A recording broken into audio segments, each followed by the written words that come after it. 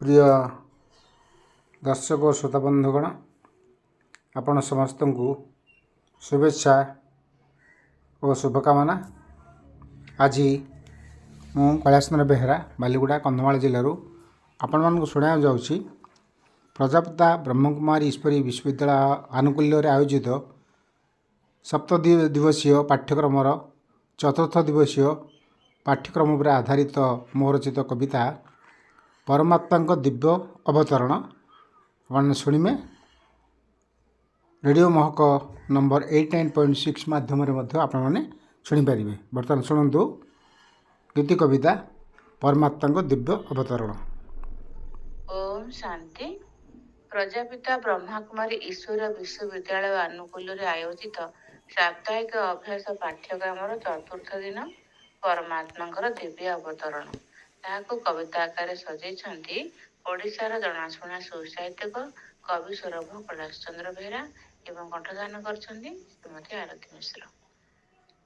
परमात्मा शिव देवंकर देव अटंती कल्याणकारी धर्म ग्लानि हेले आसंती मर्त्यकु मानव शरीर धरी माया कबल रे बसीभूत होई पतित हुई नर ब्रह्मलोकु आसी ब्रह्मा देहे पसी करंती नरे उद्धार सहज ज्ञान ओ राज जोग शिक्षा दियंती परम पिता अज्ञान ओ दुख हटाई दियंती सेही गीता ज्ञान दाता फाल्गुन मासर कृष्ण चतुर्दशी अटई शिवंक जन्म भकत लोक जे उजागर रही करंती रात्रि जापन सूक्ष्म देहधारी अटंती शंकर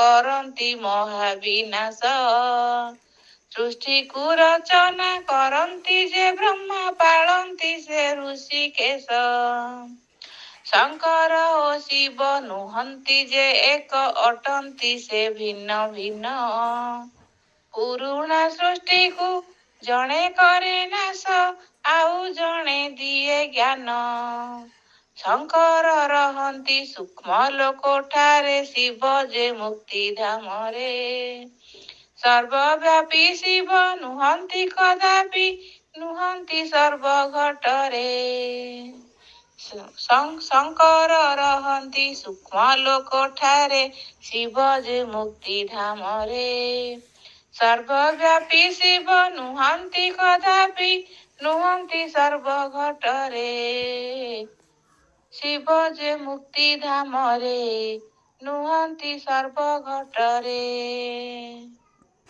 ओम शांति। धन्यवाद।